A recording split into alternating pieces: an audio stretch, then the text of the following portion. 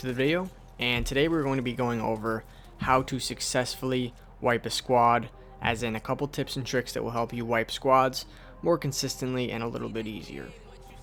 So the first thing I want to say is that it does take a lot of skill and it does take very good aim. You can wipe a squad without aim, but it's just going to be twice as hard because if you're not lasering people in the small window that you usually get, you're just going to be making it a lot harder on yourself. So if your aim's not where you would like it to be, you should probably get your aim to be a little bit better before you start thinking about wiping squads. So with that being said, that's probably the first tip I have is just focus on your aim and make sure your aim is solid before you try to wipe a squad, or think about consistently wiping squads on your own, just because you're definitely going to need the help if your aim isn't really on point most of the time. So the next tip I have is utilizing high ground. This is definitely one of the most important tips for wiping a squad. I do it constantly. If I'm Pathfinder, I'll always take high ground, or even Wraith, I'll climb to the top of a building. It just makes wiping the squad 10 times easier because you have leverage. They usually try to push up to you in a couple different ways, which kind of singles them out and makes it a little bit easier on you. Makes it harder for them to shoot you and harder and easier for you to shoot them. So overall, you really want to take high ground whenever you can if you're going up against a full squad. Having high ground is almost a free ticket to just wipe them completely. It makes it 10 times easier. People always play high ground, even in ranked. It's just everyone knows that high ground is the best positioning you can have. 98% of the time, you're going to want to get high ground, and that's probably one of the best tips I can give you guys if you're trying to wipe squads consistently, is always be looking for high ground and better positioning. So real quick before I give the next tip, I do want to say that at the end of the video I will be showing you guys a couple clips, and I will be kind of pointing out what I did in those clips, utilizing these tips and how I got the squad wipe, for everyone who's a more visual learner and wants to see this stuff actually in action. So just stick around after the tips and I will show you guys all of these tips firsthand in an actual fight, 1v3s a lot of the time. So just stick around towards the end if you want to see that. But the next tip up I have is always heal. So when you're trying to 1v3 a squad, the one thing that you need to keep in the back of your mind is that your life is a lot more important than killing a guy. And what I mean by this is, don't force a fight if you're like half health. Like say you knock a guy but he takes down your whole shield.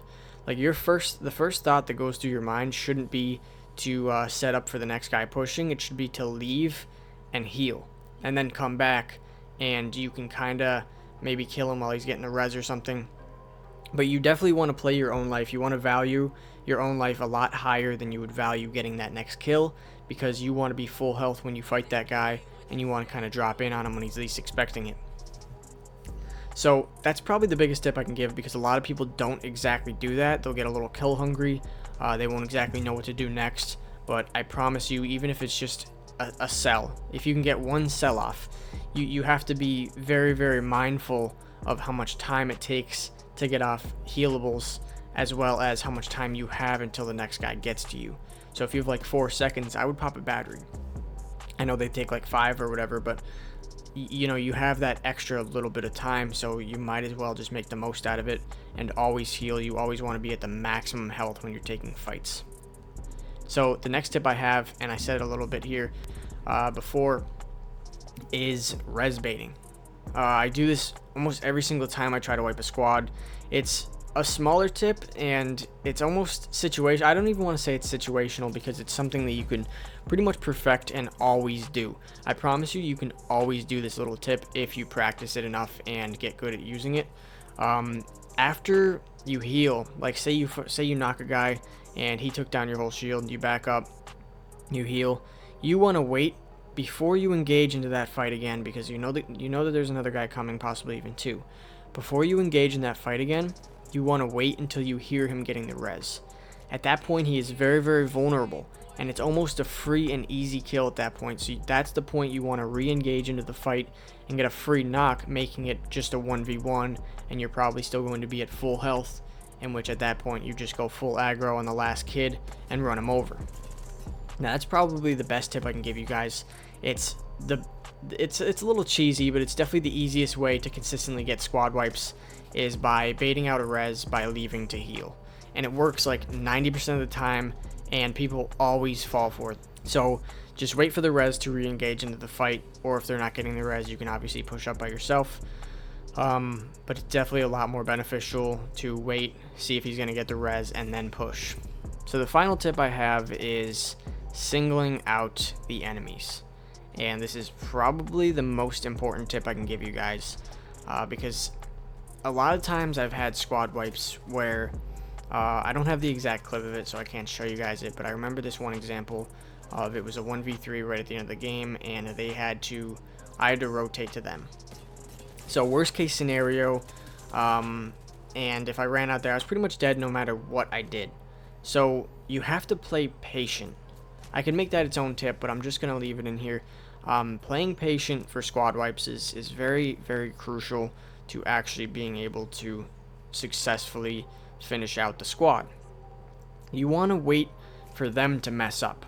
Instead of playing it very aggressive and just worrying about gun skill and thinking you could just run them down no matter how good you are, that's not always going to work in that specific scenario that I painted before, that I was just talking about, where I had to rotate to them, 3 people. That was never going to work if I just ran out there and tried to, you know, run them over with my really good gun skill and movement and stuff. It wasn't going to work. So instead what I did was I portaled down to them, and then I ran back through the portal. And at that point they started pushing back up to me because they had damaged me a little bit. I was able to heal, and then I went back through the portal as they all pushed up to the building. We switched positioning. Okay, now at this point it was crucial because there was still one guy back at where they were originally, where I pushed up with the portal. So I was able to single him out and kill him. And when you single these players out, that's like the only way you're going to be able to 1v3 a squad. Because a lot of times, I don't care who you are, you can be the best player in the world. If there are 3 people right next to each other running at you, you will never wipe them. It's almost impossible. You'd have to have like a Mastiff or like just a godly R9 shot. But like most of the time, if they are right on top of each other, you will probably not live. So you want to try to separate these dudes as much as you can. I remember the last 2 people remaining were like pretty close to each other, but I was able to separate them just by a couple feet. You know, just by a couple feet, and I used cover, and I poked out with a Mastiff. I 2-shotted the one guy, and then just like that, it was a 1v1. So even like if he's like 10 feet apart, that's enough for you to make a play on it. So you just want to seclude these people enough to a point where you can do enough damage to one guy and potentially knock him or make him have to heal, so he'll back up, and then it'll still be a 1v1 because that guy will be back out healing. So you definitely want to always be trying to single them out and kind of wait for them to mess up. Instead of you always being the one to aggress and make the plays happen, you almost kind of want to wait for them to make a mistake and then capitalize on it. So I'm going to pull up the first clip here, and we're going to start analyzing what happens here. So at this point, I'm getting pushed by a guy with a Havoc, and I'm able to utilize the care package weapons right there, which are my favorite for wiping squads because they have one-shot potential. And as you can see, I one-shotted him right out of the air. So that instantly makes this fight a 2v1, which is a lot better in my favor. I know the guy in the background, I'm going to pause it here. I know the guy in the background is far away. I just saw him shoot the Havoc, so you want to kind of keep that in the back of your mind while you're fighting, and you got to realize that the guy pushing you now has to die. So I'm going to play the clip again. As you can see here, he pushes up on me. I end up killing him, very, very low health, and this is the point where you have to disengage the fight and heal immediately. Okay, I hear the other guy pushing up. He was separated, so he kind of left his team for death. So now I back up, I heal, I reload, and I wait for him. He runs right into me, and just like that, easy 1v3 squad wipe at the end of the game, and that wasn't a bad squad either. I know one of the players has like 40,000 kills on Pathfinder or something like that, something crazy. And then the one kid was an Apex Predator every season. So this next clip I'm going to be showing now, this was in ranked this season. I got it before I got to Predator. I was in Diamond 1, as you can tell, so these are obviously all very good players. And now this is one of those examples where where they're very close in proximity, but they're like 5 feet apart.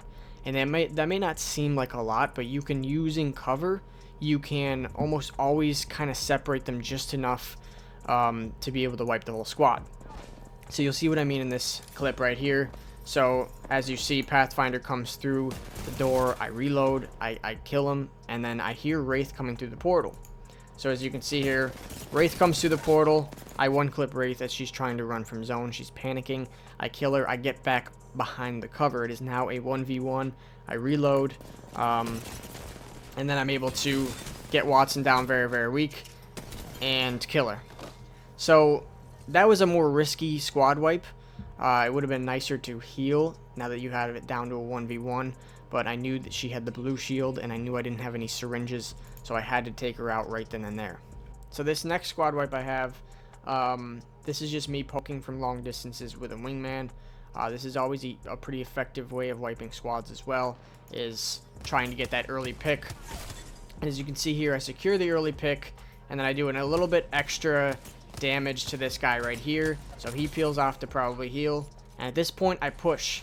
And this is a res bait right here. I hear him resing, land behind him. Almost one-clip him, he's dead. Now it's a 1v1. I damaged this guy before, so I know he's weak. And boom. Full squad wiped. They all had gold shield. Just off of, you know, poking the first guy a little bit. Actually getting a knock. Poking the second guy, res baiting, and being able to wipe the squad in that manner. That's a good example of where res baiting works very well. So this next clip I have, and this is probably the final clip that I'll be showing, just because I don't want to show a million clips, just a few with each example. And this also shows being able to seclude people from their squad, catching them while they're out of position and punishing them. I really like to use one-shot weapons when I'm like trying to squad wipe, especially when it comes down to final circles and stuff. The one-shot potential is very helpful, as you can see here in this clip. Bangalore pushes up. I have a Mastiff. I'm able to punish her. And immediately, I flank around. I leave my positioning, and I flank around. And I'm secluding these people at this point. They're worried about fighting my dude. I jump over the wall, destroy this guy in the smoke, and I'm able to one-shot the last guy as well. So that's just a really good example of how good these one-shot weapons can be, and how you want to kind of navigate fights while singling out opponents and keeping them away from each other so they can't exactly team shot you. So that's pretty much all the tips I have for securing easy squad wipes and doing it more consistently. So I hope these tips have helped, and guys, I just want to say thank you for 1,000 subscribers. I just reached 1,000 subscribers, so I'm going to be making a special video for tips and tricks that have helped me become a better player that I haven't always talked about. So I'm probably going to make a video on that for like a 1,000 subscriber special, as well as I will probably be doing a face cam pretty soon. I'll be buying a face cam, so we'll have a face reveal for that. And yep, so that's pretty much it for today's video. So thank you guys for watching, and I will see you next time.